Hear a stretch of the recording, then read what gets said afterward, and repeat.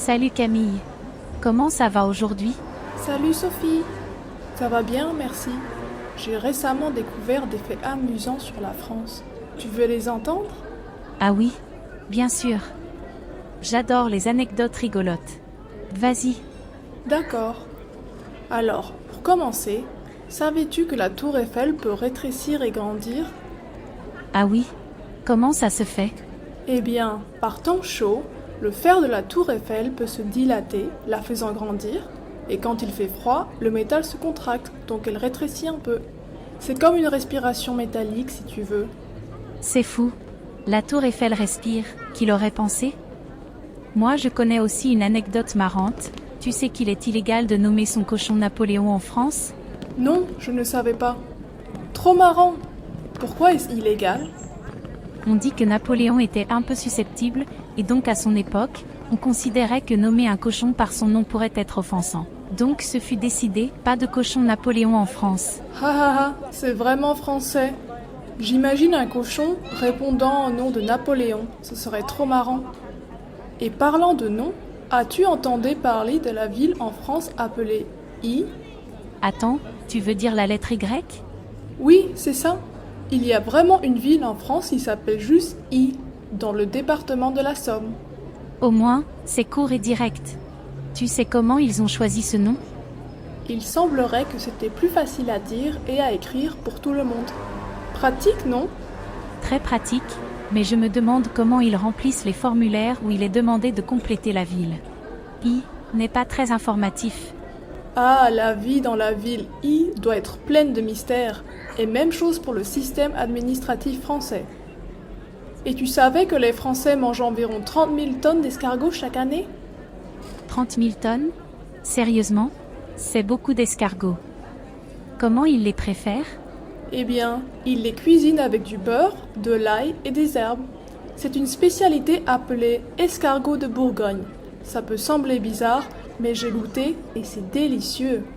Je n'ai jamais essayé les escargots, mais peut-être qu'un jour, je prendrai mon courage à deux mains et je me lancerai. Et sinon, as-tu entendu parler du musée du parapluie en France? Musée du parapluie? Non, c'est nouveau pour moi. Pourquoi un musée pour les parapluies?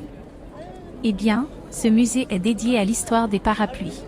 Ils ont des parapluies de toutes formes et tailles, même ceux de personnalités célèbres. C'est drôle, non? Ha ha ha, c'est vraiment spécifique comme musée.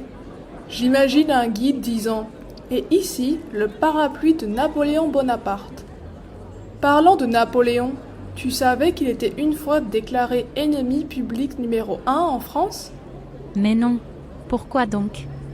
Eh bien, après son évasion de l'île d'Elbe, il est revenu en France. Mais au lieu d'être reçu comme un héros, il a été déclaré ennemi public numéro 1. Comme quoi, les choses peuvent vite changer. C'est comme une série télévisée pleine de rebondissements. Et tu sais que la France détient le record mondial du plus grand nombre de fromages? Ah, le fromage français, une histoire d'amour. Combien de fromages exactement?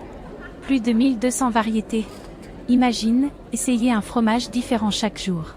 Ça prendrait des années. Ah, je serais partante pour ce défi. Il n'y a rien de tel que le fromage français. Au fait, as-tu entendu parler du village français qui s'appelle Condom? Non, ça ne peut pas être vrai. Si, c'est vrai. Il y a vraiment un endroit en France appelé Condom. Imagine-toi dire que tu habites à Condom. C'est un nom unique, c'est sûr. Oh là là, ça doit donner lieu à des conversations intéressantes. Et parlant de village, tu connais la ville française qui s'appelle Bitche? Ah oui, je connais celle-là. C'est vraiment amusant. Je me demande comment les gens là-bas expliquent le nom de leur ville aux étrangers. C'est certainement une source de blagues. Et tu sais que le croissant n'est pas vraiment originaire de France? Attends, quoi? Le croissant n'est pas français? Non, en fait, il a été inventé à Vienne, en Autriche. L'histoire dit que c'était pour célébrer la victoire autrichienne sur les Ottomans, et il n'a été introduit en France que plus tard. C'est une révélation. Je pensais vraiment que c'était 100% français. Je ne verrai plus les croissants de la même manière. Et tu sais que les Français consomment le plus de fromage que n'importe qui d'autre au monde? C'est logique avec plus de 1200 variétés à choisir. Et ils le consomment comment généralement? Principalement avec du pain, bien sûr. C'est un classique. Tu tremperais ton morceau de baguette dans une fondue de fromage? Oh, absolument. C'est délicieux. Et on t'a raconté l'histoire de la loi bizarre qui interdit de s'embrasser sur les quais des trains en France? Quoi? Il y a une loi contre ça? Oui, c'est apparemment interdit. Je pense que ça avait été voté pour éviter que les gens ne ratent leur train par distraction. C'est une information insolite, c'est sûr. Et sais-tu qu'il existe un festival de lancer de pantoufles en France? Un festival de lancer de pantoufles? Ça doit être marrant. Comment ça fonctionne? Les participants lancent des pantoufles aussi loin que possible. C'est une façon amusante de se débarrasser du stress, je suppose. Ah, je peux imaginer la scène.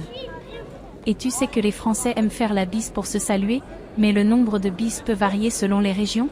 Oui, j'ai remarqué ça. C'est parfois 2, 3, voire 4 bises.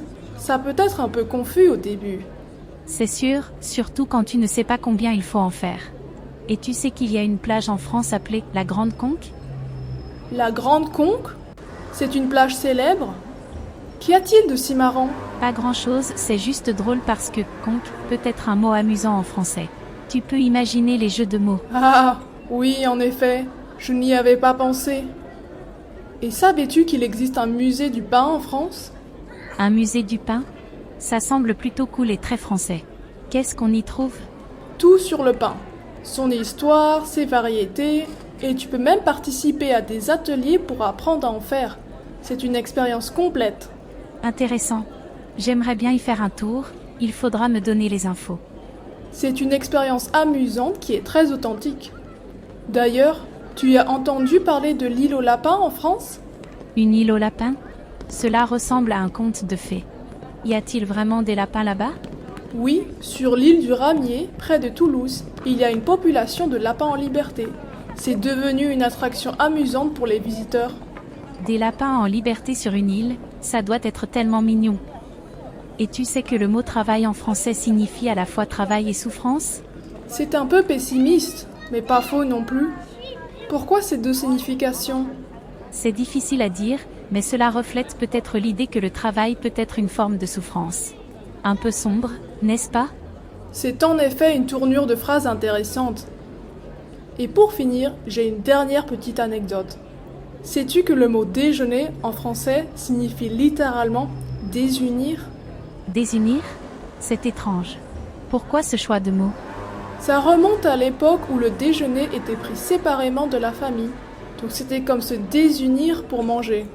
Heureusement, aujourd'hui, c'est souvent l'inverse. Ah, les origines des mots sont parfois surprenantes. En tout cas, merci pour toutes ces anecdotes amusantes, j'ai appris des choses. De rien, Sophie. Merci à toi aussi. C'était vraiment marrant de partager ces faits rigolos sur la France. Il y a toujours des nouvelles choses à apprendre. Oui, la France est pleine de surprises. On devrait continuer à explorer et découvrir d'autres anecdotes hilarantes. Entièrement d'accord. On fera des recherches pour la prochaine fois. À plus! À plus.